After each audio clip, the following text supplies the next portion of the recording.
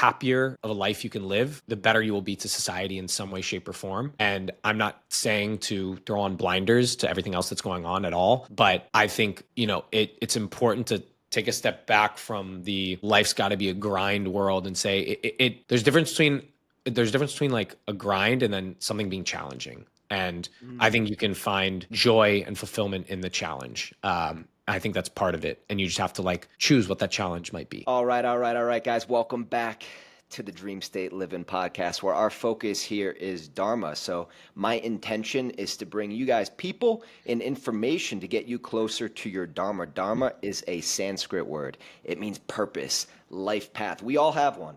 We all have a different life path. That's why we're here. And I am honored today to bring Shaun Sharabi to the table. One thing I love about you, Shaun, is you are just a curious individual. And I think that's what makes it such a pleasure to be in your presence, is when I'm around you and when I see other people around you, it makes us, I think, feel calm and listen to maybe. And I think there could be more of that in the world.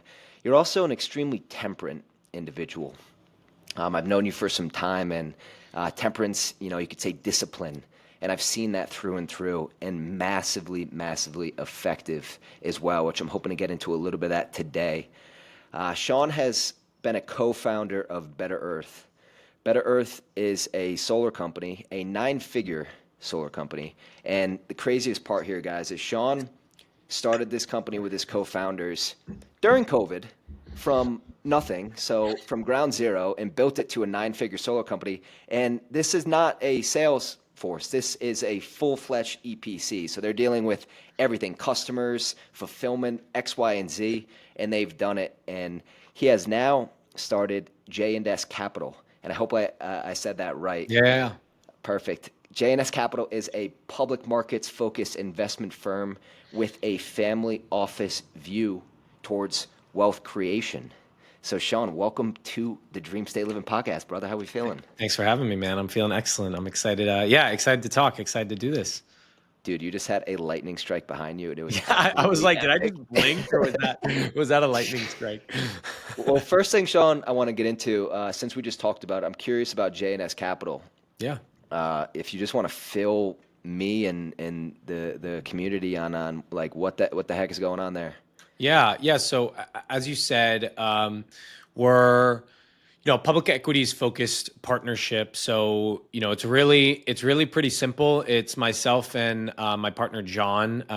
We actually kind of organically came together. We have a big mutual friend that's one of my closest friends from actually high school, and I was kind of like in this stage of just exploring, like seeing where I wanted to go next. And she was just kind of like, hey, I think you should talk to my boyfriend. I think you guys just like would vibe and hit it off. And, one thing led to the next. I was very focused on, who I wanted to surround myself with, and specifically who I wanted to partner with in, a new venture. And I kind of had this archetype in my mind, and it was really focused on I was very relatively clear on my strengths and relatively clear on my weaknesses. And I really wanted a partner that had a very complementary skill set, was hyper talented in the areas that I'm less talented in. So long story short, we kind of came together, spent some months just getting to know each other more than anything.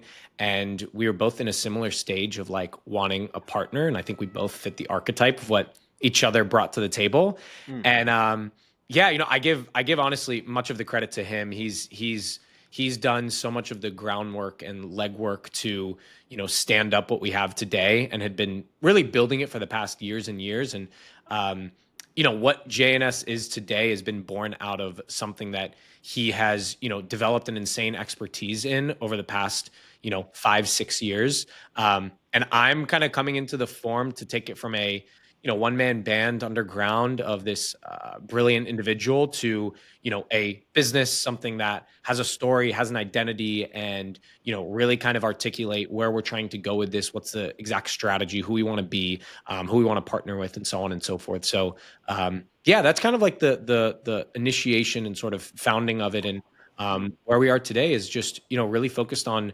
Just the really disciplined investing side of it. There is a world of what that takes, and it's as we say, it's simple, just not easy. It takes a lot of work, and it's kind of half of it, and the other half of it is who we actually want to do it with, right?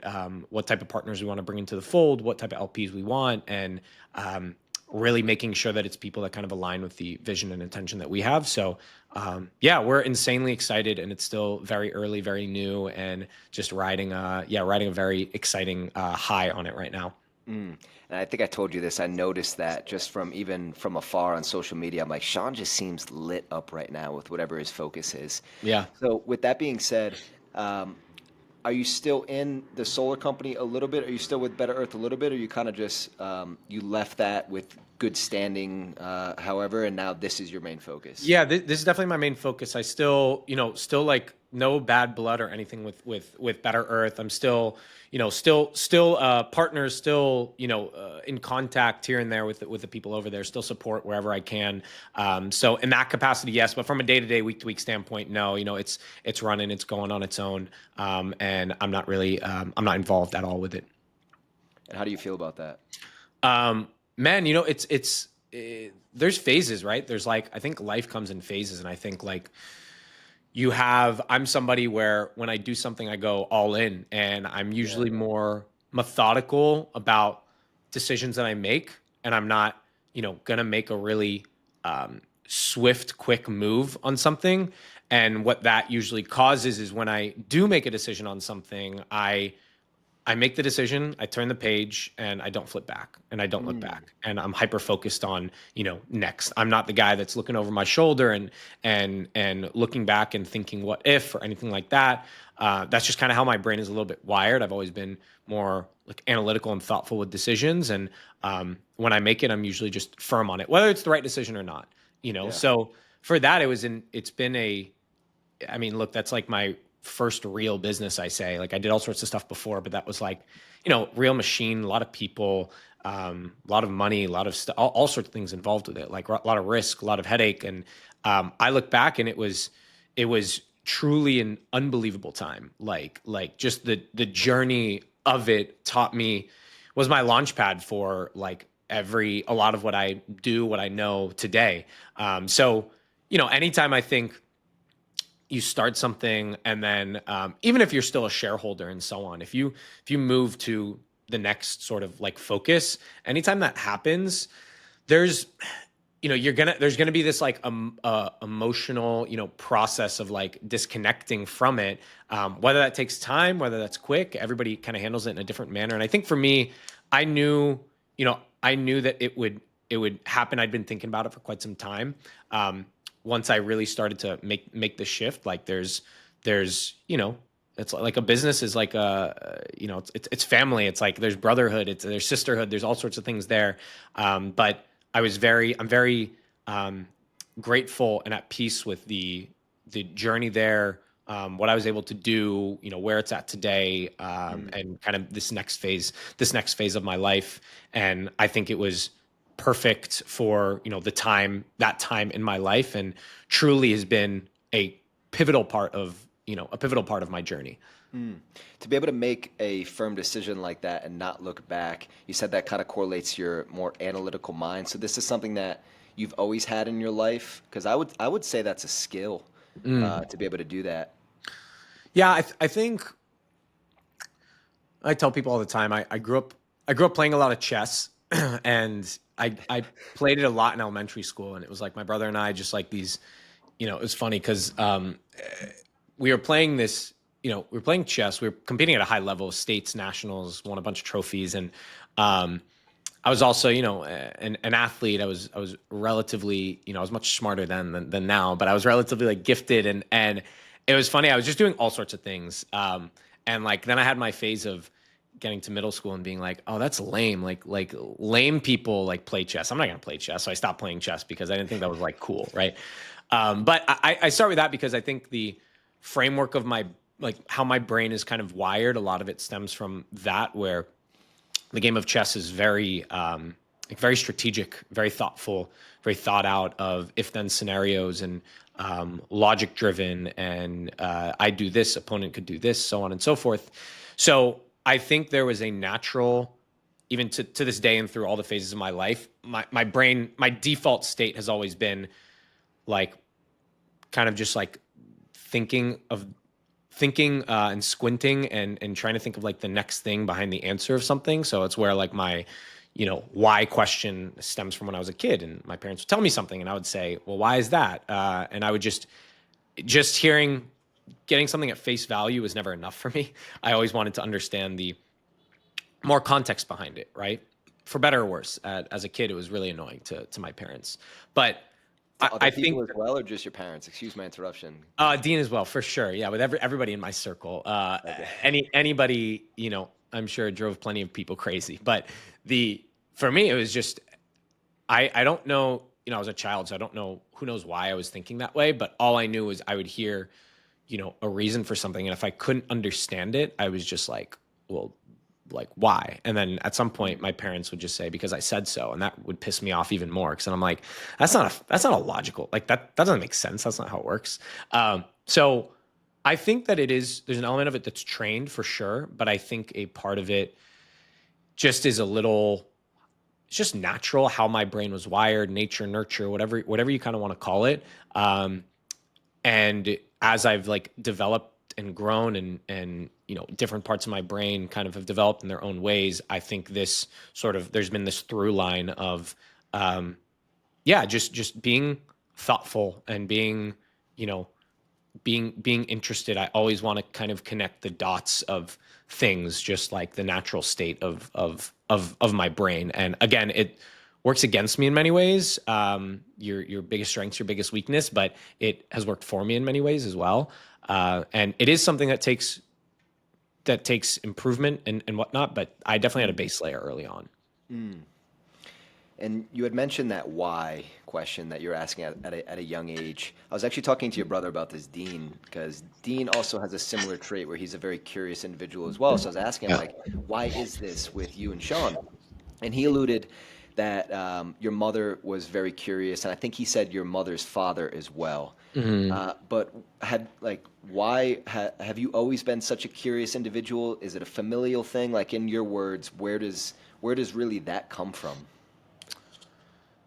Yeah, I actually haven't candidly thought all that much where it comes from, but I I definitely, I think most thing comes from depending on your upbringing. But for me, many things come from my family, come from my parents, come from my grandparents, and the it was definitely like still to this day. My mother's she's a physician, and the nature of like her work as a physician, she's a gastroenterologist, is like you have her literal day to day for 35 years was seeing patients, them saying, this hurts, I feel this. And, a doctor, a really talented one, their job is to get to the root cause of what's causing that pain, right?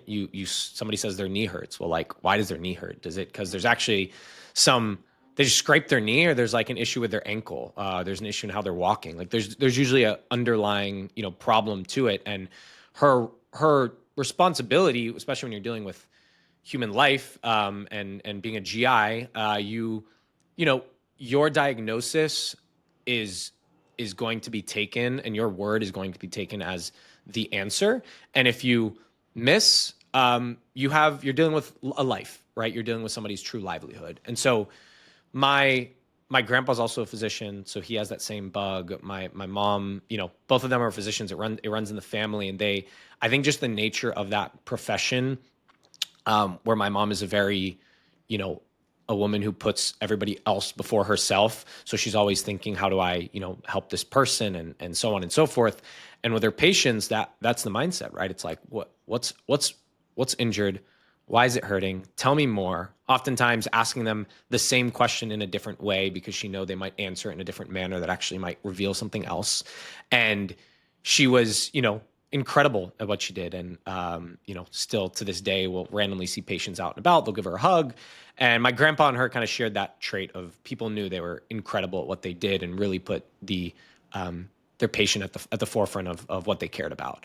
Mm-hmm. So to the personal life and the at-home life, dinners, the just going about the day to day. When my mom would ask us a question, you know, it was never stopping at that one question, right? And again, as a kid, vice versa, could be annoying. I'm like, get out of my grill. Like, I don't want to tell you about my feelings. I'm 13 years old. But like at the time, she, you know, it's always a follow-up question. Like, how was school? Can turn into, oh, I was fine. Like, well, what was fine? What was good? And usually kids, we just like brush it off. But my mom's, you know, the nature of her is like, is how do you get to the, you know, you're trying to find this like root cause and root diagnosis of somebody's pain, and whether, you know, whether she knew it or not, that thought process and that question based approach translates to how she lives the rest of her life. And it's why, you know, she's a very caring, loving woman. And a lot that goes into that is her ability to ask good questions, ask difficult questions, not be afraid to ask the next question and try and get that underlying issue. So, you know, we definitely got that. I think when you grow up around that and you just hear it and see it, it kind of just seems like the default thing. Like, oh, my parents are doing this, I should do it. And on the other side, you know, my dad is a very, you know, introspective, very detail oriented individual. Both of them are very detail oriented, but in different manners. And he's actually, you know, been a stock market investor for, you know, 30, 35 years. And much of how he approaches things in a, like he's very learning first mentality, right? Very, you know, come from the stance of, I don't know, there's a lot for me to learn. So let me like read and understand. So a lot of his state of mind and a lot of his approach to many things is not assuming he just knows, just asking and researching. And to be a great investor, just as an example, you have to be able to unpack, peel the onion layer back, and so on and so forth. Because if you don't go far enough, you're going to miss something. And if you miss something, it's going to come and bite you in the butt.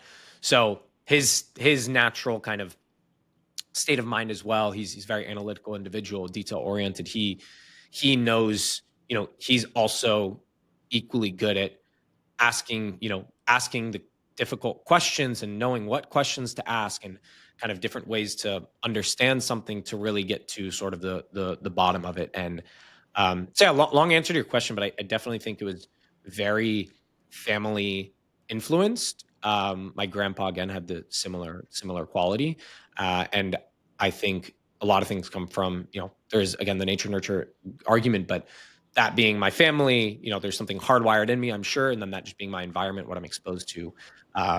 I think layered on top of that with chess and all these different things, for sure, you know, influenced it. Yeah, thank you for your in detail. And Tony Robbins says, if you want better results in your life, ask better questions. Mm-hmm. And I think if there's any parents listening, like what a great thing to do for your children is to not settle with just their first surface level answer. And even with maybe definitely relationships, not maybe relationships, to go a little bit deeper. And they might not want to, but it's gonna feel good when you go a little bit deeper. And then I really loved, like, it seemed like from a young age, you understood that asking deeper questions led to competence as well. Because your father, he needed to do this to get results in the stock market, and your mother, lives were at stake. So it was kind of hardwired into you from a young age. Have you Yeah. ever heard of the exercise 7 levels deep? Yeah. You Yeah, have. definitely. Yeah. I did this a while ago. I was reading the book Millionaire Success Habits by Dean Graziosi. Mm. And they have that in the book where, okay, what is your why? Okay, and then ask yourself 7 times. It's best to do it with a partner. Mm-hmm. So I've been starting to implement that in my mastermind where someone will say, I'm having trouble with this. Okay, well, why? Mm-hmm. And then why? And I'll do it live on the call, and you can literally see a breakthrough in front of a group of people once they get to like 6 or 7 questions in, like live breakthroughs. And it's just beautiful just through this simple art of being curious. Yeah. I wanted to ask you an interesting question. So Yeah. there's a commonality, Shaun, with you, myself, Elon Musk, Mark Zuckerberg, Tom Brady, JFK, Serena Williams, Jim Carrey. I mean, the list could go on. What do you think that commonality is? I mean, we're all humans, that's for sure. That's for sure. That's one. That's not the one I'm referencing, though. um, It might be hard to get this, but it's I too want to hard give you a to shot. they're also different as well. I mean, it's like when you say the names, different things come to my mind. So I'm sure you can find a commonality with many people in the world, but yeah, I don't know. Share. So they were all the youngest siblings Ah, as well. And I know that you don't have a younger sibling, do you? It's just the two no, older brothers? Okay. no. So I was Yeah. right on this. Yes. Do you think that being the younger sibling helped you? And if so, how? For sure. I mean, it's funny. My wife's also the youngest. She's the youngest of four, and we kind of joke that it's like um, we we don't know if it's good or bad that the both of us are the youngest child because we both have like youngest child syndrome. And I think the youngest child syndrome's funny. It's like you're you're definitely stubborn. It's not to say that not that all youngest children are, but I think it's pretty common. You always are like for us, especially growing up, still to this day, it's like you're always like battling. You're battling for like attention. You're battling for you're battling for recognition. You're battling for something, right? You were like the late person to the party, and so I think there's like a big element of that, and I'm a pretty like loud, talkative person, very opinionated, and I think that again, there's a DNA element there, but I think the youngest child aspect has definitely influenced it has definitely influenced it quite a bit to where I'm the youngest, I was the smallest, right? I was me and my oldest brother like 4.5 years apart, the middle one like not quite 2 years. And so there's always this like, especially at a young age, it's all about ego. So it's like every aspect that influences ego, I'm like behind, right? And so it's trying to like puff out the chest and you know, you especially as a child, it's like, well, if I talk louder, maybe people will hear me more. Or if I say more words, they'll hear me more. Or if I yell and scream, they'll hear me more. Or whatever. Like those are a lot of the things that come to mind. I think to this day, there's a I definitely think there's this fire like that I'm a decently, I'm quite calm, cool, collected in life and in most situations, but I have this intense fiery part of me. Whereas a kid, it was horrible anger management issues, and today it's you know more of like knowing how to channel that emotion in a more useful manner. And I think that sort of just fiery energy is something that maybe just being in a big family, being the younger kid, and like all these different elements has. Um, I think that there's an element of that kind of it's almost like a pillar that adds to that fire and adds to that maybe rebellious nature, adds to that um, uh, I don't know desire to just like stick out in a sense, Mhm. and yeah, I think that element is again changed and developed like over time for sure, but it's definitely Like how you influenced me quite used a bit it, like how you use that energy has changed. for sure. Yeah, I mean, I think early on I don't use it; it uses me, right? Then Yeah, you yeah. go through this level of like awareness of like, oh, things are happening. Now you're like, oh, I'm actually aware something's happening. And then Mm, you go through like the understanding of why is this actually happening? And then you go to the, all right, what do I do with this? Right? How do I, mm. you know, you can't like people try to battle it. I'm not going to battle it. I'm just going to like understand it and learn it and then figure out how to use it to my advantage. Right. So yeah, I think as I've matured and grown, and I'm still learning to this day, obviously, but the, what has started out is this like I'm here, I'm like fiery, I'm loud, I'm obnoxious, I'm stubborn. You know, I'm gonna try and be. It also contributed heavily to this desire to be just like the best at anything, right? This Yeah. desire to just like fucking win, right? Like that was just like core to me. Just I don't know. It was almost like a non-negotiable. It's like I'm competing in something. Well, yeah, like I'm here I'm here to win, and I'm here to be the best because, well, I don't know, I grew up with siblings, and it was almost like in my head at least this built-in like competition of like I'm gonna like what do I need to do to like to shine, right? Yeah. Compete for attention from your parents, things like that. So yeah, definitely impacts me and influences me The energy has clearly helped you in business. for So sure. we need to elaborate on that.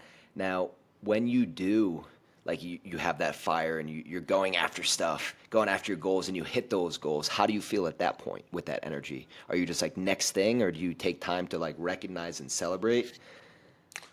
Today or previously, like how do Both. I deal with it now? Maybe both. In the Yeah. beginning, start there. How do you deal with it in the beginning, and then maybe how you've grown into it? Yeah, it's changed. It's changed drastically. The before, I think it was this raw, um, nonstop, you know, like nonstop cycle of like, I don't know, I played a lot of sports, so Mm. I wanted to win every game, I wanted to win every practice, I wanted to like just win. But naturally, right, you like win, maybe you don't win some things, and then, there's like the next tournament, there's the next year, there's the next, you're in a more difficult bracket, all these different things. So the I think as a kid, it was very much like on like cool, like on to the next. Like what if I'm just constantly winning, you know, time after time after time, my default state would be, okay, well, like I need a, how do I like increase my competition, right? How do I like get around, I think there's this natural desire of like, there's no way that I just like, I'm just number one, like nonstop. There's obviously people better than me at this stuff. So immediately that energy as a kid was always, like, I think quick, like on to the next. I think the older I've gotten, the higher the stakes have gotten, the more the competition has increased, the bigger the challenge, and equally the bigger the reward. So I think as an adult, I went through this very large transition, heavily influenced by my wife, where, I'd always been extremely results oriented and results focused of, it was always pretty black and white to me. Like you either win or you don't, and there's not like an in between. Like maybe some things gave out first, second, third place trophies, but like even as a kid, I'm like, I'm not stoked winning the third place trophy because I didn't win, right? Yeah. And to me, winning was very measurable. It was just like you're either number one or you're like not. And as I got older and matured more and, really got into my entrepreneurial spirit and building businesses and so on, the winning desire amplified 100%. The challenge started to become, if you're like the challenge started to become you hit certain goals that you have, and I would hit certain goals and then immediately it's like, very short lived satisfaction. And now it's like, okay, push to the next goal. Then I'd go to that goal and then I hit that goal. And I, I went through this phase of like, I think this concept's like critical. And I think people, there's this balance of content, right? Like people talk about like being content versus, constantly wanting to do more and constantly wanting to improve.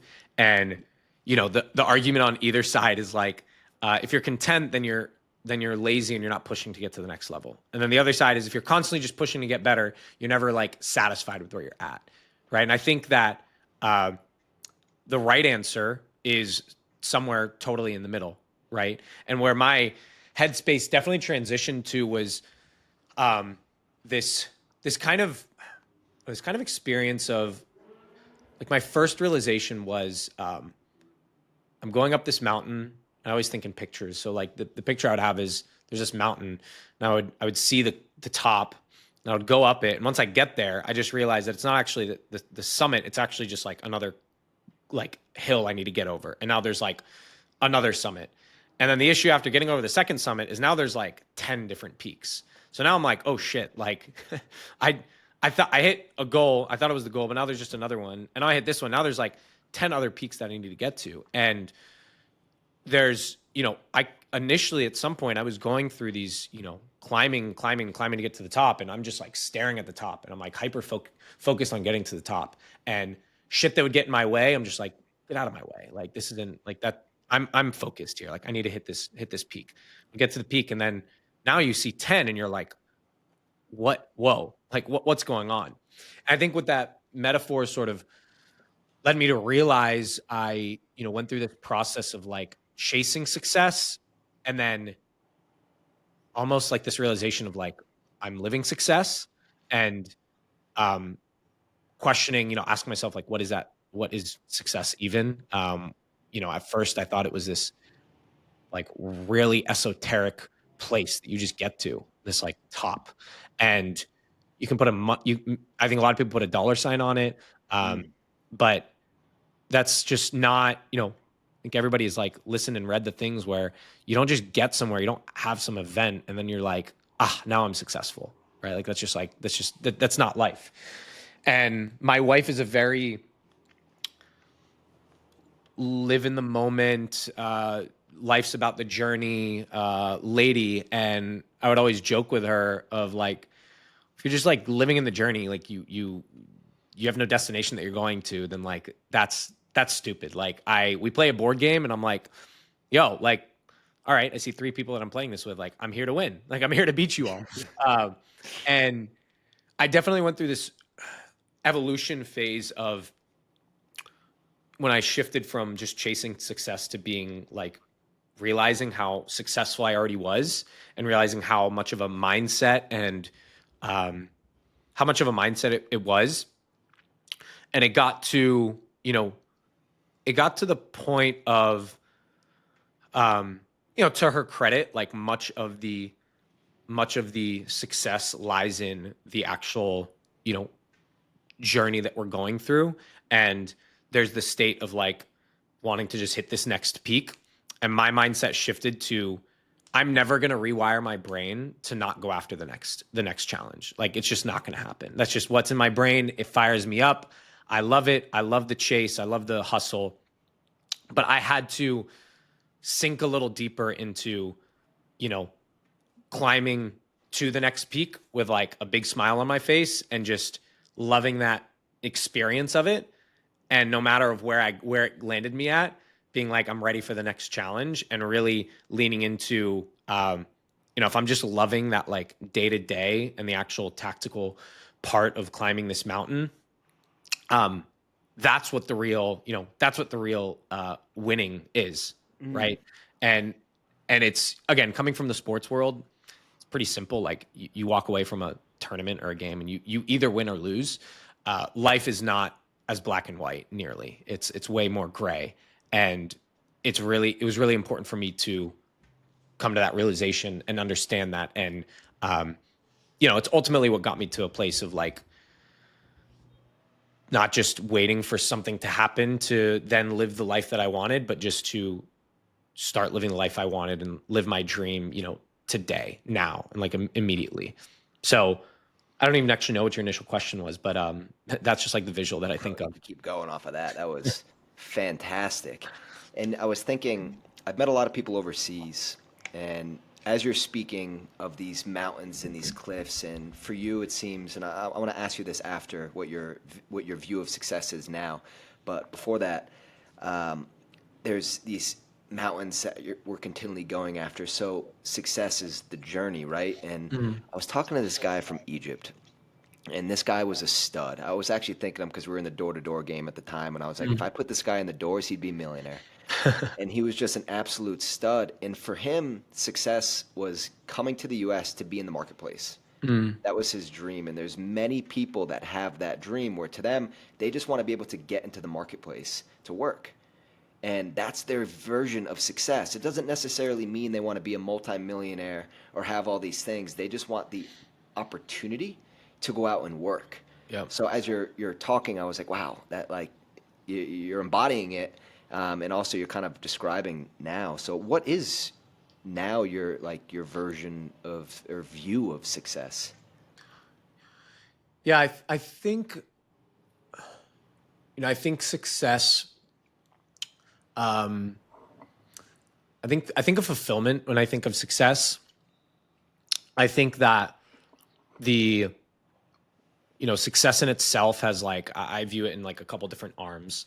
I view there is financial success, right? And that is, there's levels to that. There's tiers to that. I think that there's a base layer tier of um, scarcity, like not being in scarcity, right? There's like, if you're struggling for food, water, shelter, nothing else matters in the world. And the there's stage one of financial success where you're not worrying about that.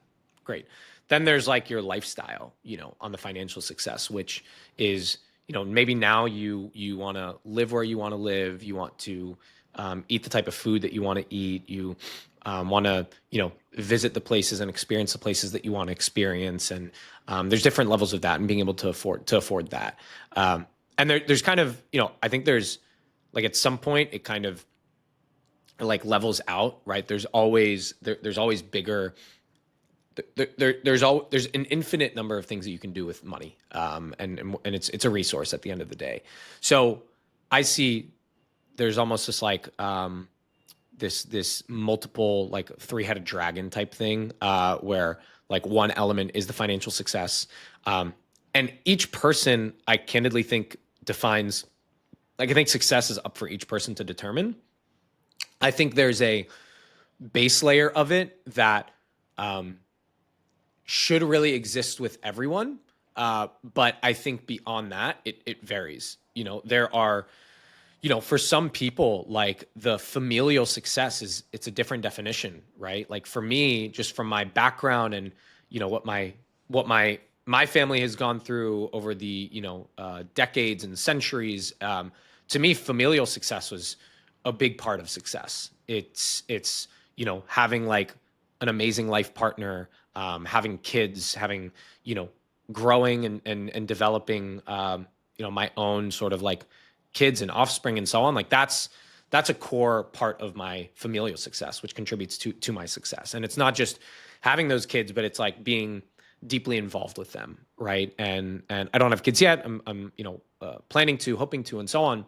But when I think 50 years down the road, if I have, one bucket of success is really filled, but my familial one isn't, I don't have a good relationship, I don't have kids, like that's not going to be a successful life to me. And for other people, it's different, right? For other people, that's not really a goal. For other people, it's like, yeah, I want kids, but like, I don't know. I don't really like need to be that involved with them or something. Like I don't really need to go to their sport games or school and stuff like that. And seriously, like to each their own. But for me, that's not how I was raised. So it's a little bit different. And I have that, luxury and privilege to have seen that for my family. So I see this financial bucket. I see this like a familial one. The health one is, definitely has become my number one bucket, where it's the concept of, I think for anybody that's had the ability to fly on a plane, I remember when I was a kid and I was always like, why are they telling me like if something happens to put this, like my parents to put the oxygen mask on themselves before they put it on me. I'm like, that's like selfish. But, you come to realize it's like before you help anybody else, you got to help yourself. So this bucket of health and wellness has become number one, where same concept, like, I kind of, this is the chess mind in me. It's like you look down the road, the goal in chess is checkmate, right? So you look down the road and it's like, I see, eventually things we will pass on and so on. And I'm like, what are the options of like how to get there? And I would almost play out these different scenarios of, okay, well, if I have a great family and I have, financial freedom, but I'm bent out of shape and I'm sore and I'm unable to move much, like, is that success? And that was like a hard line no. So for me, the health is a arm of that success, formula in a sense, where again, there's branches of that, right? For somebody, it could be a chiseled 10% body fat, like bodybuilder. For me, it's a little more functional. It's like, I want to be, in my 80s, and longevity is a hot word these days, but that's what it means to me. It's like, I want to be in my 80s, being able to play, kick my grandkids' butt in sports and so on and so forth, and like move, be dynamic, be flexible, not just be achy. And like, I look at my grandparents, I look at other grandparents, and it's crazy. Like you can see it 190-year-old and they're in totally different shape than, a 65-year-old. They're all maybe in even better shape. They're sharper. So, I've seen my grandpa's in his late 80s and the guy's like sharp as a tack. And so I look at it and I think health and wellness, and that to me is, that's number one above all else. And it's body, it's mind, it's everything that goes into it. It's not just, one thing. And I think it starts in the mind, translates to the body. So, that bucket is like influenced by your environment, by food, by all these different elements. So for me, sort of those buckets, I said three-headed dragon. It's probably more like a four, but the health to me is number one above all else. The relationship, or excuse me, the family and financial side is behind. I say health is always number one because that's going to impact all these all these other ones 100%. Totally. And then the other element I think is this, like, it's more of the practical, day-to-day existence. The financial success, the familial success, and the health and wellness success, if those are three pillars, you should be living those on a daily basis. But I don't, that isn't like, that doesn't hit all of the fulfillment things for me. There's another world that's like untapped, which is the, you call it the business, the work. I would even just classify it as lifestyle. Work is a part of lifestyle, not backwards. So I think usually people will go, my family, my work, my maybe they correlate work and money, and they have these different buckets. But to me, it's correlated, but it's a little different. So this fourth one of day to day, like lifestyle success. This is where I think the word fulfillment comes into play, where to me, I start with health and wellness, and then I move to like the very practical, day-to-day existence, right? Mm-hmm. Like I personally, I don't want to cast on anybody else, but if I'm not waking up and doing things throughout the day and week that fires me up and makes me happy and fuels me up, that is not success. So again, I look at the future and I'm like, let's say I have these three buckets filled. I'm in great shape. I'm super in shape at 80, 85. I have an amazing family. I have all the money in the world. But if like I'm not enjoying how I'm spending my time on a daily, weekly basis, and I had to sacrifice my, hours in the day to help these other buckets, like that's not success for me. And there's no such thing as perfection, right? But when I think of this world, it's like, these are my guiding lights, and life is constantly about rebalancing out to make sure that these buckets are like getting the most attention. And there's going to be sacrifices that come in for sure, but those are my North Stars. So when I think fulfillment, I would say fulfillment is like are you on a day-to-day basis doing the things that you really feel are how you want to be spending your life, right? And if you can look back on your days and say, I feel like I'm handpicking how I'm allocating my time, and I can find, that stuff is like how I want to live my life, like I think that's fulfillment. And I think where that time is being spent should be based off of what successful is to you. And I just personally think that there's so many individuals in the world that do not have the luxury to think of fulfillment and success, and they do not have the resources to think of that, right? I come from an immigrant family. I could have been born to another family, another foreign family, but not been born in the U.S., right? Or I could have been born in a time when my grandparents and his siblings were born, right? World War II. Like, I could have been born at any other time in any other place. I could have been a frog. Exactly. And I just, somehow like was born, into the human that I am. And I feel that people that aren't born with the head start that I was born with, and I think that many people were born with, can absolutely still find success and fulfillment, right? I haven't lived that life, so I can't really speak on it. But I feel that my responsibility, being born with a, what I always call a lottery ticket, is to take that lottery ticket and cash in my goddamn earnings. And the worst thing the lottery ticket winners can do are not use that lottery ticket to their advantage. It's like, don't, recognize your privilege, your luck 100%. But like, dude, if you got a head start, then you better win. Like, you better like finish that race on top, right? So I took this, like, I kind of deconstructed, like, in in youth where you're playing a game and it's like winning is just like you either won the game or you didn't. And I tried to gamify life around that. And I put winning in this bucket of, here are sort of my four like parts of success. I believe it starts with the health and wellness side, and then it's followed up with like how you're actually spending your day and spending your time and making sure that time's going in buckets that are, pivotal to you. And I truly believe with the luck that I've had, and I think many others have had, the opportunity that we have in front of our face, especially with how accessible information is, like if you're not looking at your life as a whiteboard and a blank whiteboard and drawing it to the exact manner that you want, you are doing yourself and the rest of society a disservice. And you have to understand the luck that you have, and you have to use it to your advantage. And everybody's got their own shit. Everybody's got their own things that they're dealing with, 1 million%. And you got to take care of those as they come up for sure. Some have more shit that they're dealing with than others. But you need to approach your life as that blank canvas. And if you're not intentional about how you're allocating that time, you're only hurting yourself more than anything else. And I think that it's just, life is just too short and precious to not be doing that. So again, that's my long answer to what success is, but I think it's super correlated to the fulfillment side, and I don't think one can occur without the other. And I kind of picture it in those buckets. I wish I had a Dharma bell. You know how Bradley has that dropping bombs? Yeah. Because the last 5 minutes where Shaun was just going off is exactly what this podcast is about. And I just I'm so grateful for you, brother. That was I appreciate that, was man. incredible.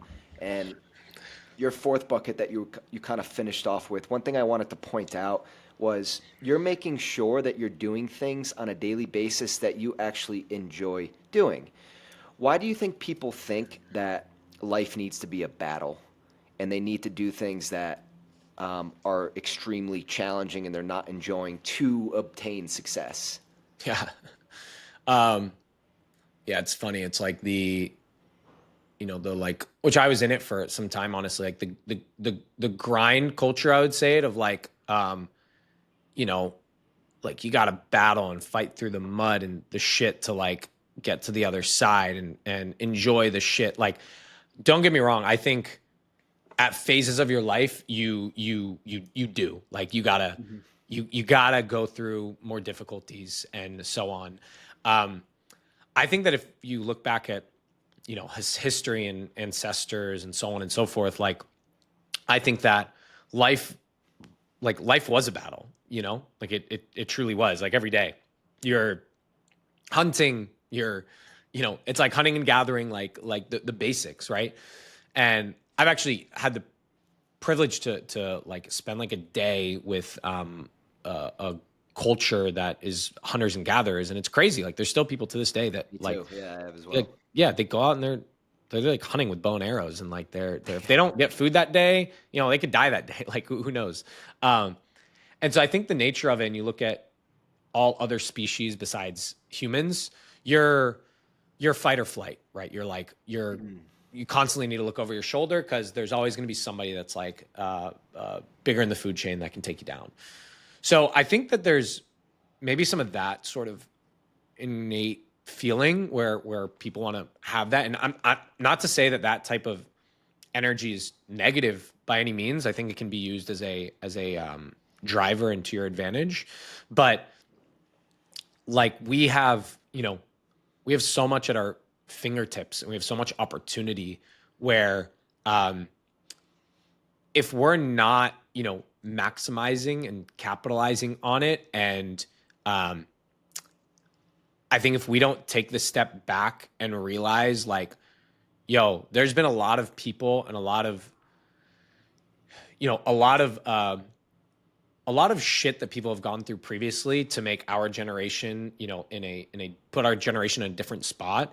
And, still to this day, there's like a lot of stuff that goes on in the world. There's a lot of shit that goes on in the world, and a lot of negative, very difficult situations. But I don't know. I think people have I think it's very easy to get sucked into the bubble of life. through social media, through all these things. And, the real answer, I think, to your question is it's hard, right? Like, I don't think it's necessarily easy, right? It's easy to be influenced. You're always hearing about stuff that's going on. Also, empathetic people like I'm an empath, but my wife is like next level empath. She's like always, worrying about other individuals, other types of people who are at a more of a disadvantage of us, and like that's beautiful, right? Like she's coming from the right place. Um, but I think I think one of the very simply best things that we can, like humans can do in life is live like the happier of a life you can live, the better you will be to society in some way, shape, or form. And I'm not saying to throw on blinders to everything else that's going on at all. But I think, it's important to take a step back from the life's got to be a grind world and say there's difference between like a grind and then something being challenging. And I think you can find joy and fulfillment in the challenge. I think that's part of it. And you just have to like choose what that challenge might be. I think that was really, really important to say, difference between a grind and something being challenging, because I was about to say after this, don't think that Shaun and I are saying that we're going to go sit and drink margaritas in a pool and relax and enjoy that. Like, no. But when you have something that you're working towards that aligns with your purpose and what you know is going to bring you fulfillment, whether it's now or it's going to bring you fulfillment later when you accomplish this goal, that challenge of waking up and pushing the needle towards that is what makes you feel fulfilled throughout your day. And that's 100%. just right there, Dharma 101. I want to stay here on the buckets real quick. Could you give me some examples on what you put into your health bucket, your financial bucket, and your relationships bucket, if you will, on a daily basis? Yeah. So I think the first thing that I would say to what goes into the buckets is based off of again, like took a pretty tactical approach to this. Like I literally just like listed out, I have a whole process I did with this that I've shared with people. I literally wrote out like what from a bottom up approach, like what's the stuff, what is my ideal life? And I started not super high level. I started just like, what's my ideal day? Okay. I literally wrote, I'm like, I get 7.5, 8 hours of sleep. I like walk my dog. I like see the sun. I like see a beautiful view in the morning. I, like kiss my wife. Like I literally went super, like super bottom up with this. And it got me, going into the type of food that I eat, like the workout, the things that I see, the things that I feel, the things that, who I spend time with. Like I literally just dumped everything. I'm like, what are all these things? And I'm like, okay, I love, traveling. I don't necessarily think I want to travel every day, but like I definitely do maybe I don't know, every month or something. And, so I just started thinking, I started day, week, month, quarter, year. I just got this huge list, like this massive, massive list. And then I kind of just reverse engineered it of like, okay, how do I just do it? like what do I actually need to do to actually be able to do this? And I thought, what's my ideal stuff today? And then like I thought into the future as well, right? Obviously that stuff changes, but I'll always revisit it. But like in present day, how does Shaun think of that? So once I kind of listed that out, then that's how I got it into like my I sort of listed these lists. I organized it, compartmentalized it, and found like the common buckets that it went into. And I had this like health and wellness bucket. I had this like community, shared experiences bucket. I had like 4 buckets that I ended up coming down to.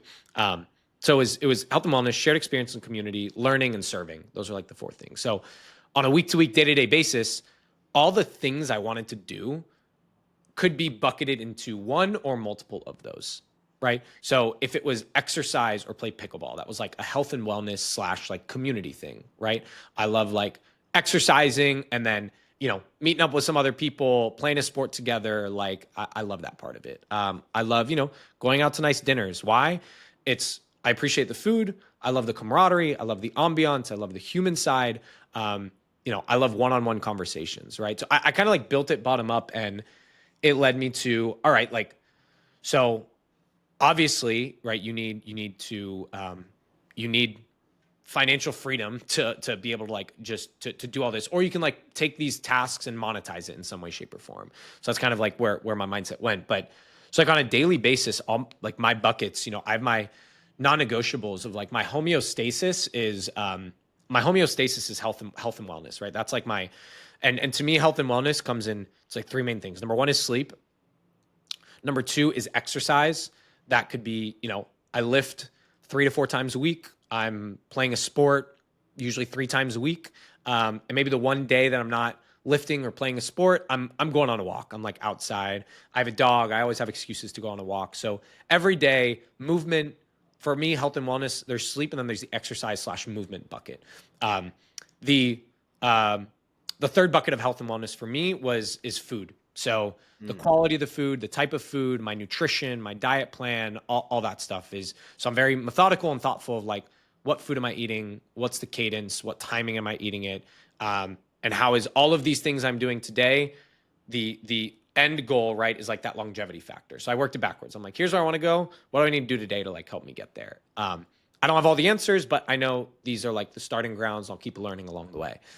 So that was like the health bucket. The family bucket is, I live with my wife. I have a puppy. Eventually, we'll want kids. I live near, my in-laws. I'm constantly every week talking to my brother, my parents, either maybe a cousin, maybe another brother, whatever it is. I'm like you know that's more of like an every week thing. Like an everyday thing is I'm definitely engaging with my wife. Every week is engaging with my family, and my family is also my close group of friends, right? So family and friends, it's kind of in that same bucket to me. So there's like other tactical things on a daily basis that I do. The other kind of bucket of learning, right? So the nature of like my business today is, I was very intentional of this because the nature of investing is like constantly learning about an industry, a business, a manager, a leader, an entrepreneur, an operator. Like there's so many industries, so many businesses in the world that there's always something to learn. So I'm constantly, a portion of my day is always spent learning, whether it's reading an article, whether it's listening to a podcast, whether it's learning from my partner, or the other biggest bucket of learning is like my one-on-one meetups or group meetups with other people in my community, right? So if I'm going to a dinner event, or if I'm just like out and about, my default state is going to be like curiosity, just learning about people. And it doesn't have to be even, some super high level person at some company, but I think you can learn something from every single human. So I know that a core starting ground of learning is online learning and then people. So I know if I meet more people and I study the proper things online, that is going to cover like my learning bucket. And I want to leave every day of like I learned some new stuff today. I learned new people. I learned new things. And then lastly is serving, is the giving back. The two questions I'll ask every person that I come in contact with and meet is like, one, I'm going to ask them about them and learn about them, their family, their business, whatever it might be. And then two, I'm going to ask, how can I help? What is it that, who do I know? What skills do I have? What things can I bring to the table, where if this is a human that I enjoyed getting to know, right? If it's not somebody I connect with, like I protect my energy for sure, but somebody I enjoyed getting to know, I want to know what I can do to help. And sometimes it can be as simple as like, I don't know, inviting them to a game night, or it can be they're going through some issue in their business, and I'm like, let's sit down for an hour and like tell me what you're going through. I know a thing or two, maybe I can help. Or it's just I'm just the conduit between your business is super interesting, your background's really interesting, or you're going through a difficult time. I have somebody who's navigated this. Let me connect you guys. So that's like my day to day like serving bucket, I would say.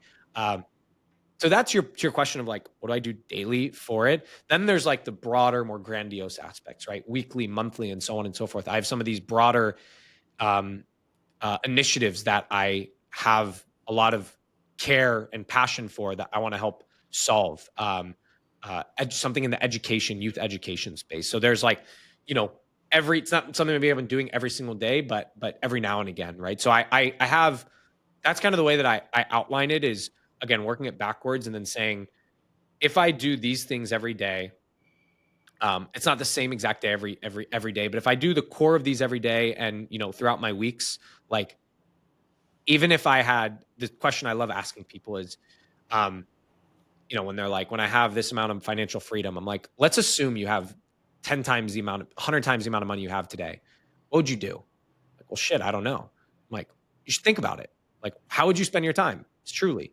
And I think the hack is like, no matter how much money I have, I'm spending more or less my time in the exact way that I would spend it now. The only difference is I would just do all the things that I'm doing. I would do it more amplified, right? I love like hosting events. I would host a sicker event. I would have a bigger house to host more people and be able to spend more money on it, right? But the core of it is doing the same thing. I would still sleep well, work out well. Maybe I would have like, one of the things that I've had is like at some point a personal chef, right? Who like can cook. So that's just like an example where it's still the core thing of really caring about what I'm putting in my body. It's just amplified a little. And I think that for me has been the key of like, I should be living my dream today, right now.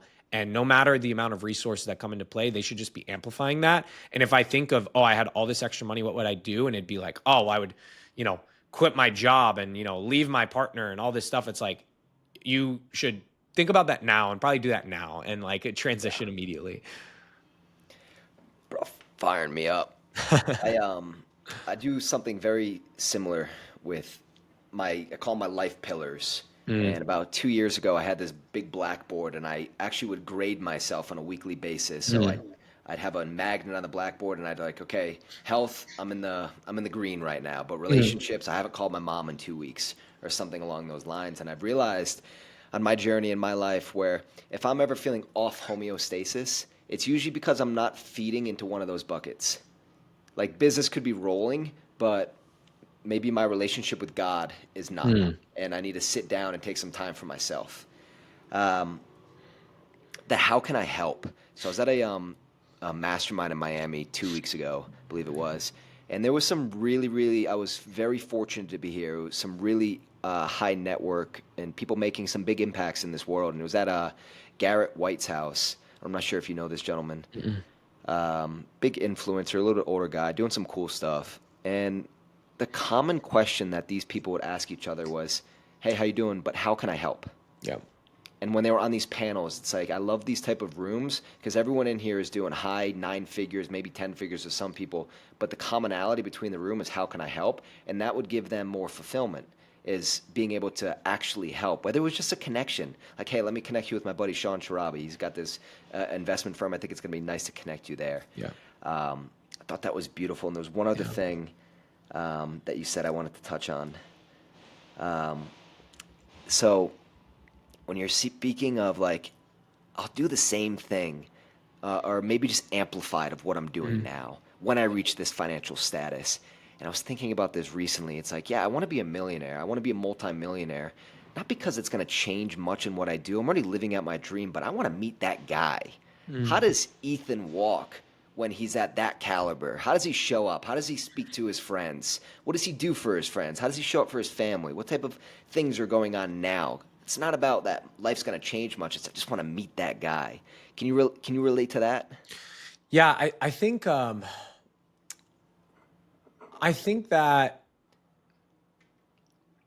I don't know. I would almost say I don't necessarily think about it in the context of I want to meet that guy. I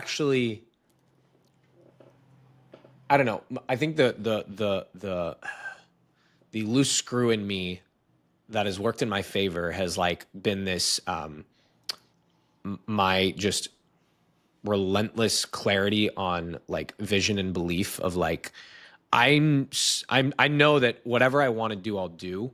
And so when I look out into like where I am in the future, I'm so clear on like what that's gonna look like. And it's not, to the point of at some points it's worked against me, right? Where you don't some shit changes, right? You don't control it. But what I see when I look out into the future is more of the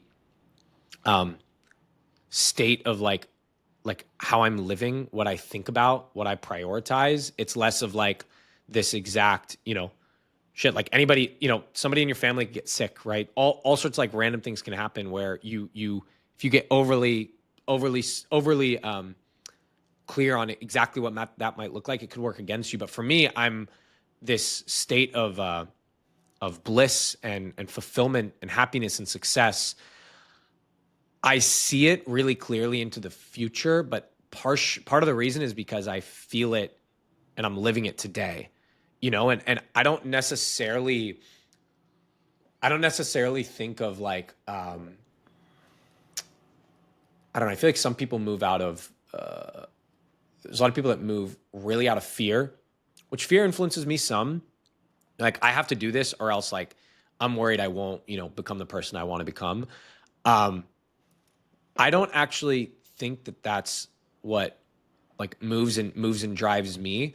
It's more of the like intention of where I'm putting my energy and how I'm thinking about things, and just today now, knowing that the things I'm doing today are leading me and continuing to drive me in the direction of like the life I want to continue to develop and lead, right? And I don't, back to the mountain analogy, like I know I'll never be at the peak, right? I know I will always want to keep growing and rising, but that doesn't mean that the growing and rising can't be a state of peak in some type of sense, and that doesn't mean that I don't like that I'm not, I'm like satisfied with everything in my life, and like back to the content thing. Like I'm not content with everything, but I am very focused and I'm very intentional about what I'm doing, and I'm very certain with where it's going to continue to take me. That I'm very, it's more of like an excitement and satisfaction knowing that I'm going to continue putting my energy in the areas that I know are most critical to like develop and continue developing the life that I, am living and want to continue to live, So yeah, I don't know. I think about it a little different of, meet that person, but I do think of it in the way of like, I'm excited for, I love the today, but I'm also like, I'm always giddy when I think of like the future. Like, I'm like, oh man, like if it's the family, the houses, whatever it is, I'm just like, it's like just giddiness. Cause I'm like, Yeah. I'm excited. I think this connects to your fourth bucket of like really living in the now, which is just beautiful. I wanted to pivot a little bit, Yeah. and I'm curious, how do you prepare for really important shit? Yeah. Prepare for really important shit. So, I think that maybe this isn't like a great answer one you're looking for, but I like, I'm so, I'm so thoughtful with my daily, weekly work ethic, like, a daily and weekly focus, that I'll use the same strategy and thought process. Like I will, if I'm going into, I don't know, let's say I'm going into some like some like really important meeting, I my default is going to be like playing scenario analysis, right? Back to like my chess sort of thinking. Like I'm going to look down and say, what are the different options, right? I'm going to be really clear on like where I want to get to, and play out the different scenarios of like, what does that look like to get there? And I think me being very intentional with where I'm spending my energy, spending my energy on things that I'm really like good at, what my superpower is. Just that alone allows me to not have to try too hard. Like when I'm preparing for something big, obviously there's certain things that come up and you need to like go above and beyond. But if the thought process I'd give people is like, if you've decided that you're allocating your energy in areas and on things that you are exceptional at, and you're minimizing your energy on things you're not, you're these big things that come up, like if you're constantly worried and nervous about these different big things that are coming up, like I don't know, part of me would ask like why is that happening? Right? Like for me, it shouldn't happen all that much because I should either know if it's something I'm not incredible at, I should have somebody that's incredible at it with me there. And if it's something I am incredible at, like my preparation has been the years that I've spent of like building who I am and building my life and my learning lessons and all this stuff. Right now, the other side of it is like at times you're going to bite off more than you can chew. You're going to say yes to something you haven't done. It's uncomfortable and so on and so forth. So on that side, dude, I think there's two types of brains out there. There's people that are get beyond unsettled when they are unprepared for things. And there's people that can live with it.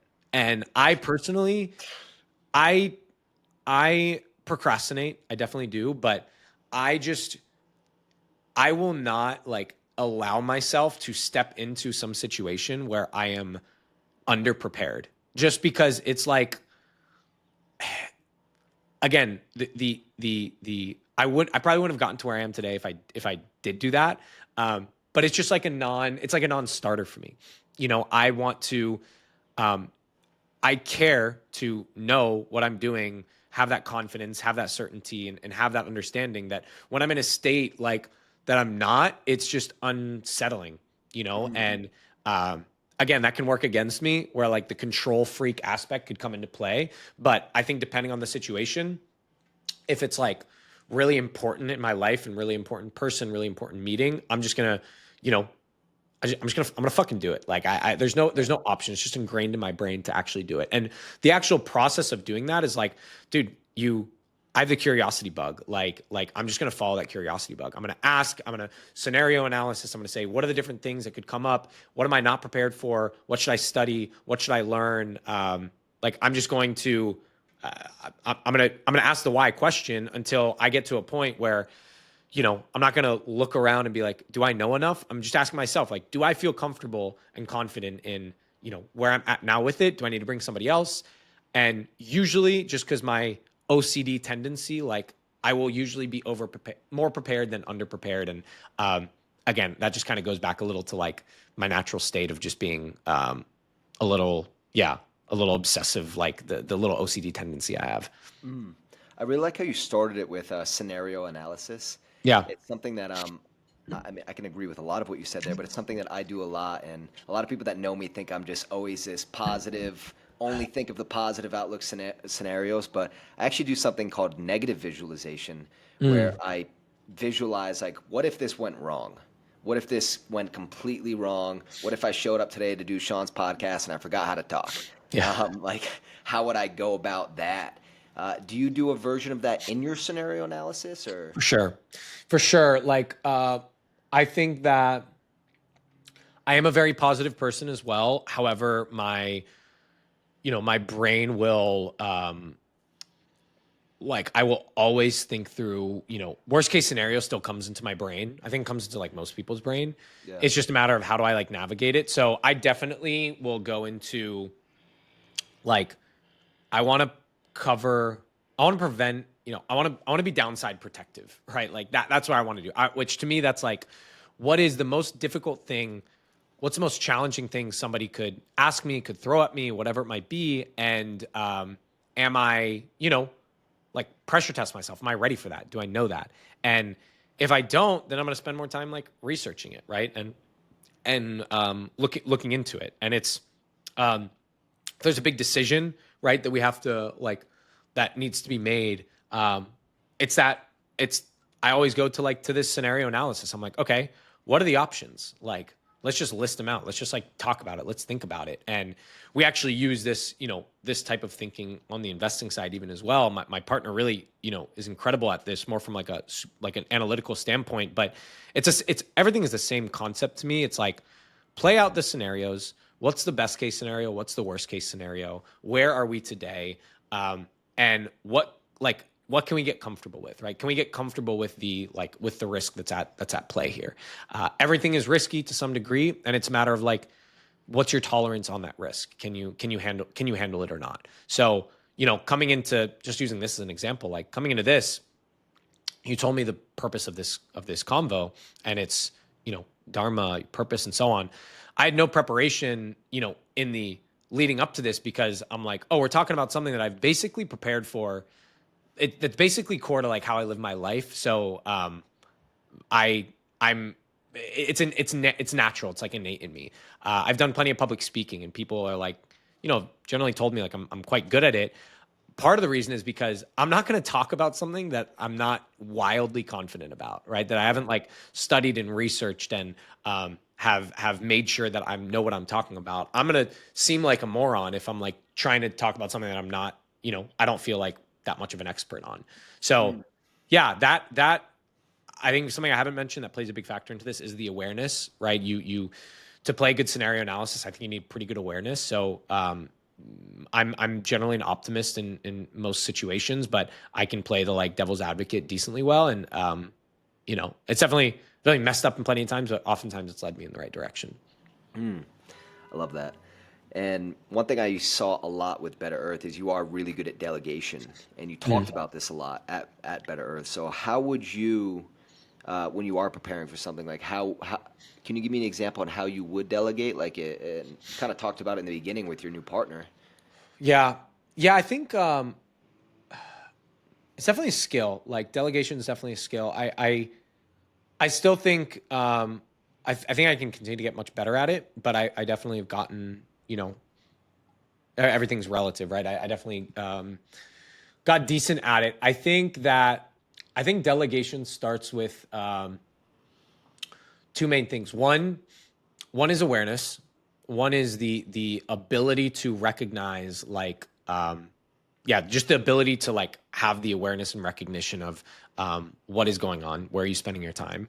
The other side of it is more of a I'd say two other things. One, there's like the very practical side where I have like a process that I like would give people, I would do for myself, that start with a time audit, right? Like usually the need for delegation comes from this feeling of like, I don't have enough time in the day. Like if you ever feel like you have to say that, like you got to rework, because everybody has the same amount of time in the day, and there's usually people doing more in that day than you are. So if that's ever the feeling, then there's like a process I'd usually follow. There's a time audit. There's a brain dump of all your tasks. There's a deletion phase of like, what's the things you don't need to be doing.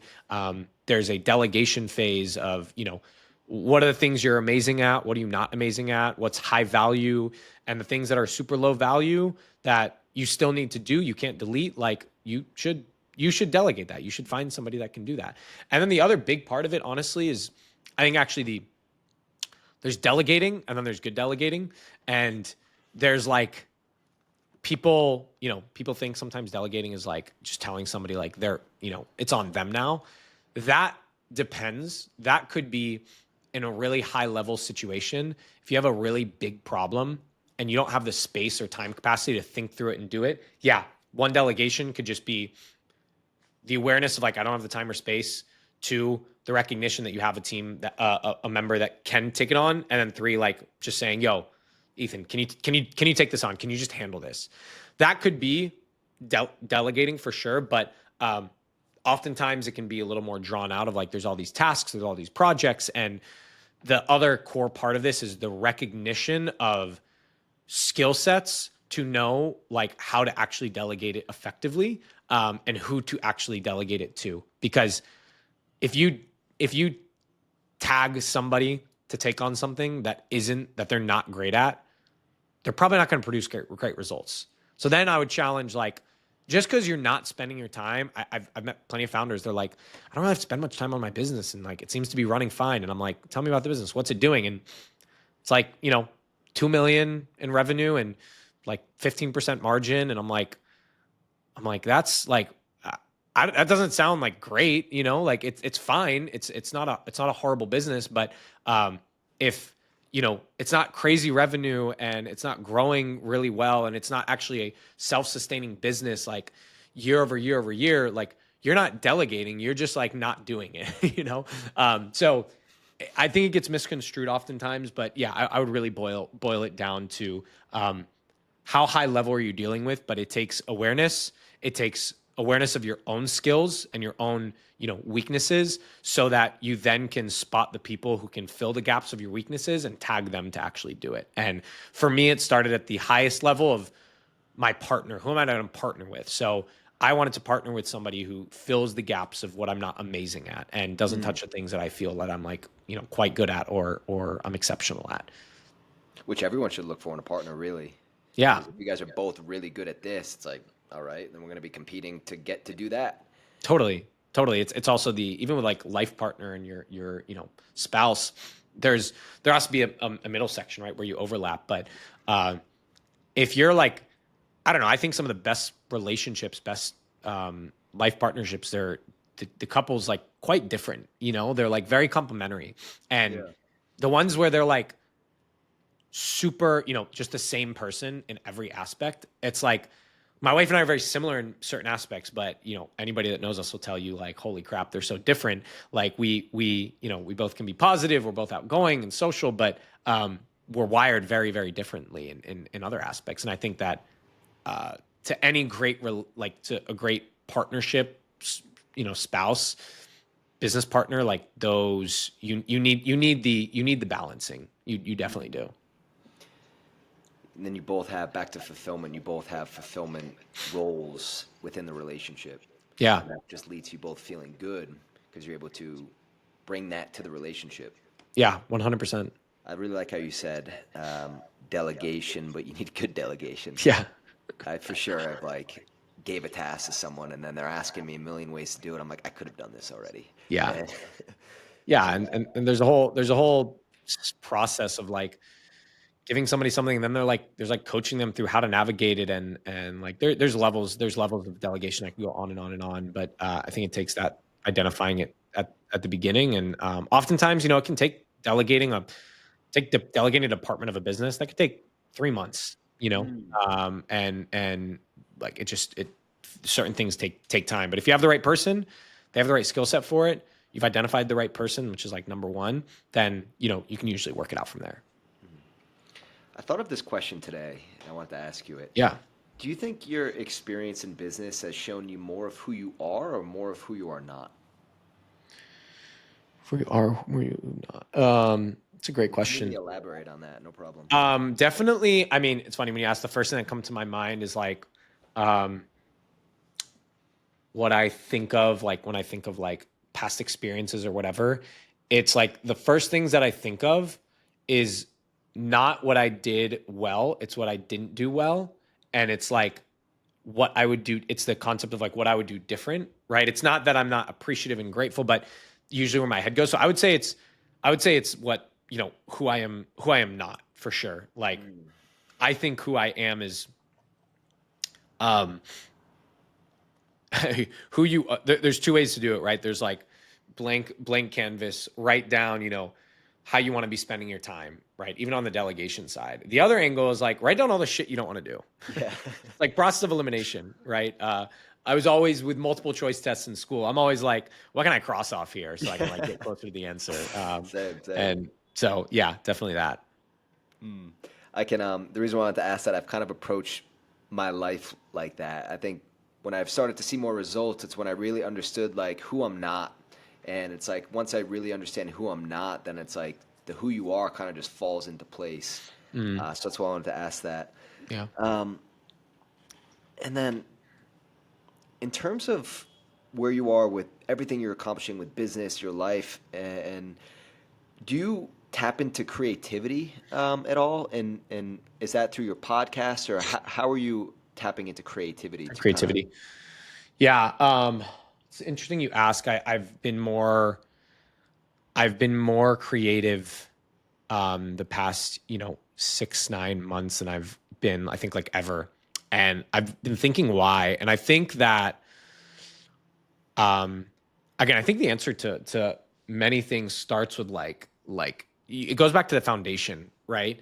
So it's like even the question on how do you prepare for something that's big? Like I don't think the preparation never comes in that never comes like leading up to that, right? It's like somebody were to ask Jordan, like, how do you prepare for the last shot? It's like, well, 20 years of practice, right? So I kind of think the same way of like, how do I tap into my creativity? I tap into my creativity based off of my like foundational elements of how I live my life, right? And I know that if I'm if I'm architecting my life and my energy in a very intentional manner where I'm giving it time, I'm spending my energy on things that are most, you know, like that bring my fulfillment and lead to my success.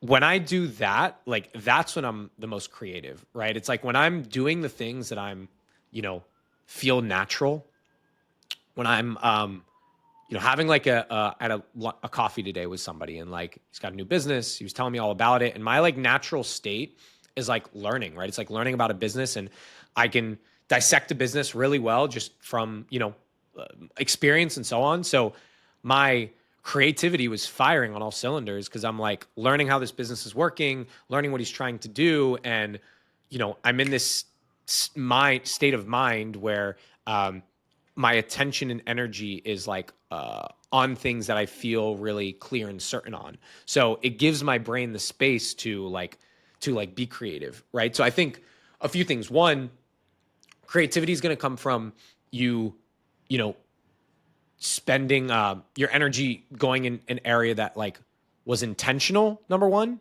right? Because if we're intentional about it in that moment, our brain isn't thinking about like there's a less chance that our brain is thinking about other things, right? So I'm very intentional about my time. So usually when I'm spending time on something, I'm not thinking about, and I've had to work on this, but I'm not thinking about other things because I'm like, I planned this. This is where I wanted to do. I hand selected me to spend my time in this area. So now my focus is there. When my focus is there, and then my focus is on something that I'm good at and I enjoy, right? Two really core things.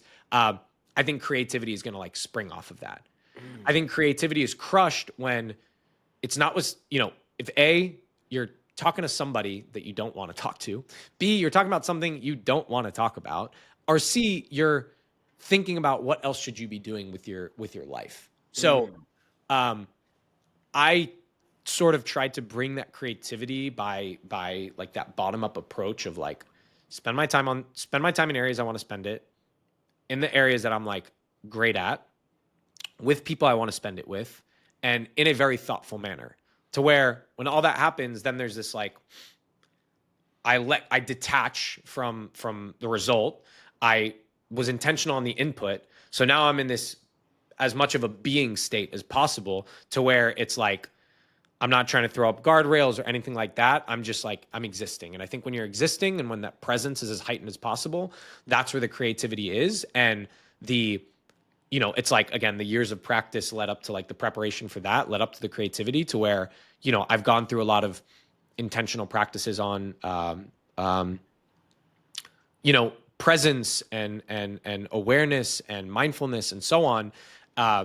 So kind of mixing that with like the other elements of detaching from results and so on and so forth have allowed my brain to be in this state of like flow and raw existence, which I think that's where creativity is like where creativity comes out.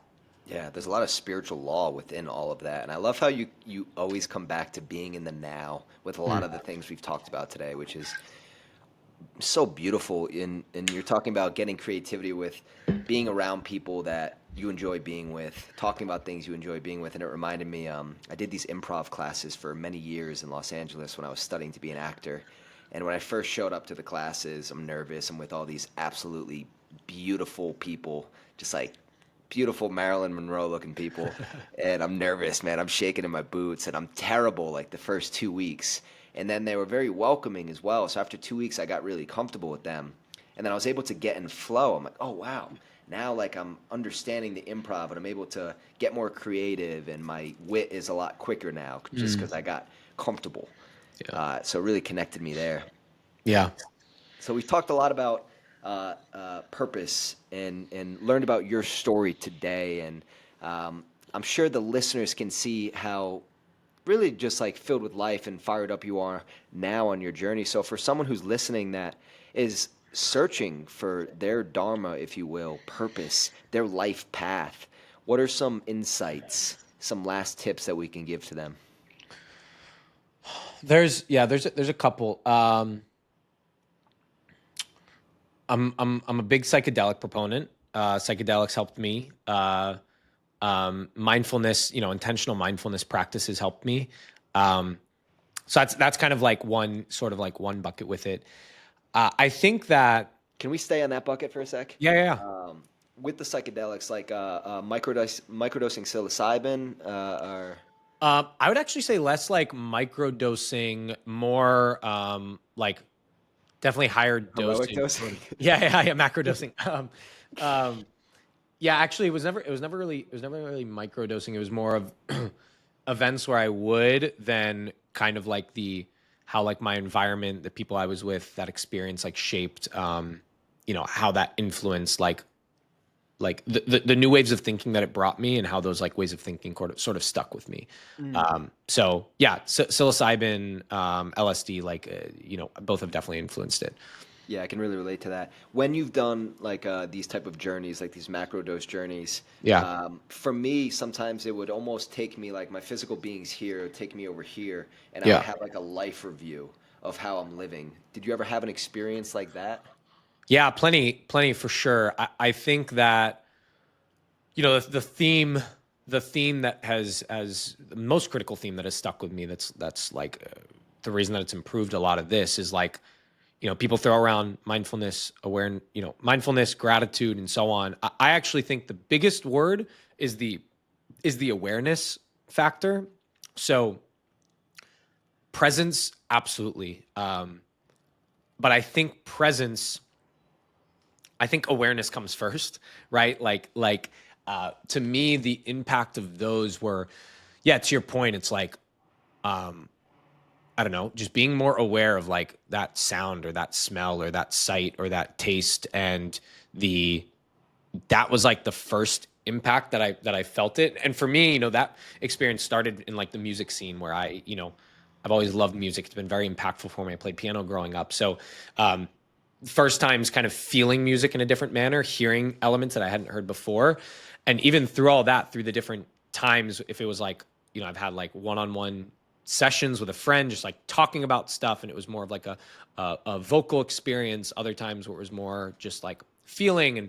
But I think the reason that I said that in the beginning, I was hesitant to say it when I was thinking about it, but honestly, like and hey, maybe it's not for everybody, but the where it resulted in for me, which I think I would say to everybody, is awareness. Like the more aware you can become, the more the more purpose you'll be able to find, and I think the more peace you'll be able to find, because it is very hard to make moves if you don't know what's going on. Like if you don't know what you're feeling and you can't articulate it and you can't call it out, um, it starts there. It's like it's very difficult for somebody that doesn't know they're extremely egotistical to like tell them that they're extremely egotistical, right? Like they're not gonna hear it, they're not gonna consume it. Like it's if they're not aware of it, it doesn't really matter. So I think the more practice people can put into like aware of yourself, and aware of what's going on, and literally the act of like just observing and like and being able to watch people giving you feedback, whatever it might be. But that awareness factor was, it's where what meditation helped me with as well. Is the core, is like the through line that I would say for it. I interviewed a woman on this podcast that runs retreats here in Colombia, and it's plant medicine retreat. So ayahuasca, they have bufo, multiple things, and she made a really amazing point where these type of things, because I'm with you, I've been hesitant to share my journey with these type of things, but a while ago I was like, you know what, I'm just going to be completely raw on all platforms and show you how, whatever. Yeah. And she was like, it is a tool. It's not a solution. Yeah. And it's not for everyone. It's simply a tool. If oh, I'm an alcoholic, I'm gonna go do ayahuasca. It might help you, but there's a lot that you need to work through on your own. It could be a tool. So Yeah. Yeah, definitely. I think it's yeah, I'd agree. And it's also, there's no golden, like, there's no silver bullet. There's nothing like that. But yeah, I don't know. People are like, oh, that's not for me. I would just say awareness, right? Improving and working on awareness is number one. Like, is the first thing that comes to my mind.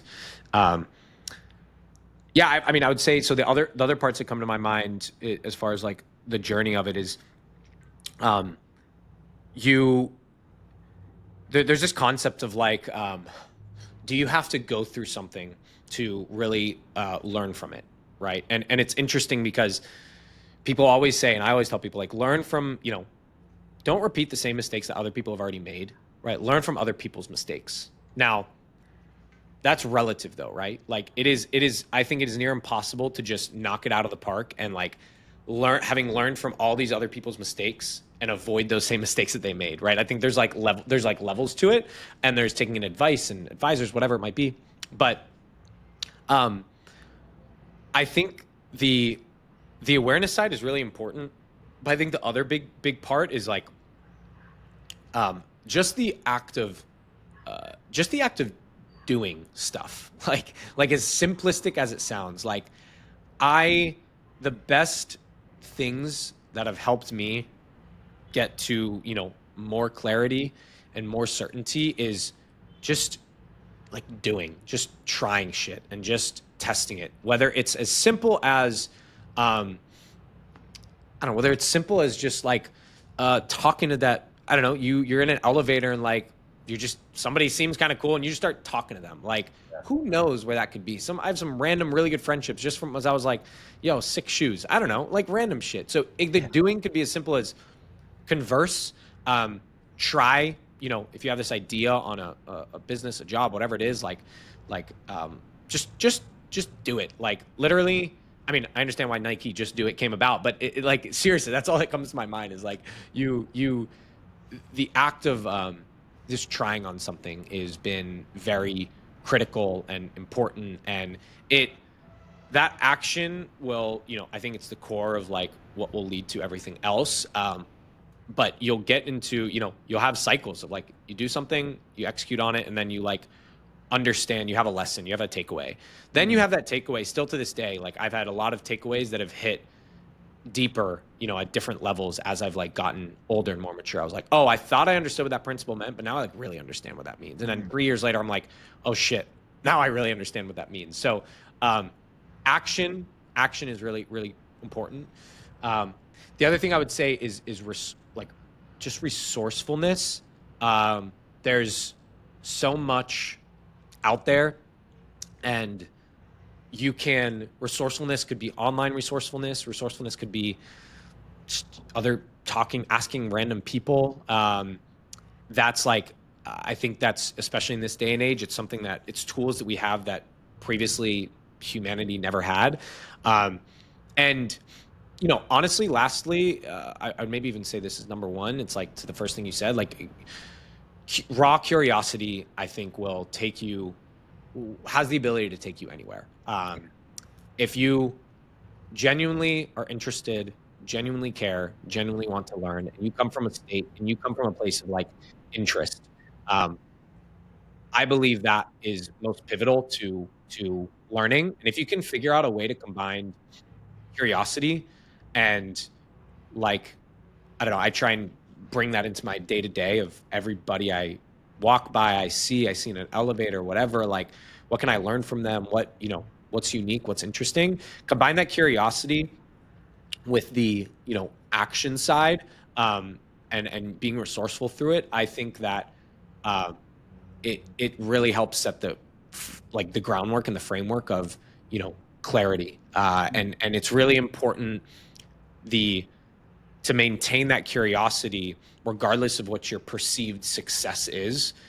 If you feel you are successful, great, but ensuring you're keeping yourself in check of never being like you don't need to be as curious anymore because you've like, right? That is like the most dangerous concept. And again, the most, what I look at, some of the most successful people in the world in different facets of their life, they're the ones that understand that, you know, at the core of it all is learning, and at the core of it all is like using that curiosity and using it to, you know, give back and all these different things. So yeah, that's what I would share.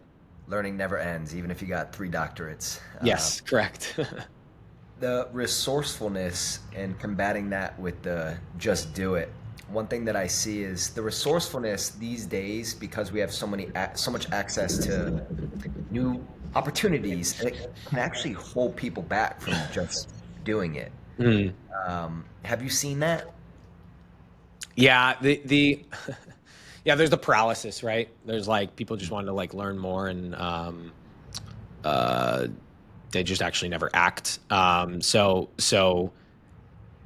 Definitely, it's why like the action needs to, you know, the action like needs to be there, because you can't, at least for me, like there's only so much that you can like hear of like tactics and learnings and lessons and so on, that, you know, usually it's just like just take the step, just like just go, just start. Yeah. You know. Someone that maybe, someone that maybe is like that right now. Like they're like, Yeah. okay, I want to do this. I want to hop into investing. I want to hop into work in this sales job. I want to do this, and they're maybe getting C's in all categories. How would what advice would you give to them? Yeah, I think that my like my number one principle in life is and I ask the question on my podcast. I ask to people like their if there's one principle they, you know, could teach their kid, what would it be and why? And I get like all sorts of interesting answers, but to me it's belief, like is at the core of everything. Where I would teach people and I would tell people, no matter what, have belief and understand that your decision making is going to be guided either by more self-limiting belief than positive belief, or more positive belief than self-limiting belief. So in that situation, people that are learning, likely their lack of action or their thought of like, I'm not getting anything to win, is because their doubt and their self-limiting belief has gotten to the point where it's like, dude, this just isn't it. Like, this is just too hard. And I believe that's largely the core of it. So if there's something to just like check yourself on nonstop, is like, is something guiding your decision making because of doubt? You don't think that you actually can do it. You're scared of the failure and so on and so forth. And don't ever let that guide your let that guide your decision, right? It's very easy to justify. We can justify anything. It's very easy for our brain to be like, no, it's not self-limiting belief. It's just because of like, blah, blah, blah, blah, blah, blah. And it's like, really, you know, you have to have the good awareness to do it, but like, check yourself. Like, be honest with yourself. You don't even talk to anybody else about it. But I would tell those people of, don't let it fucking win. Don't let your self-doubt win, and counteract it with as much belief as humanly possible. And guess what? The flywheel for all of it is what increases your belief is actually taking action. When you take more action and you have movement and you have these things, it increases your confidence, which increases your belief. And the things that deter it is lack of action and lack of movement, is this place of paralysis. So it's almost like, get your brain to a point of, notice when you're feeling these things and realize, like, as quickly as possible, bounce to the move, start moving, start taking action side of it. Shaun, thank you so much for your time today. It's been an fun pleasure. How can the people find you? You want to drop your podcast or your Instagram?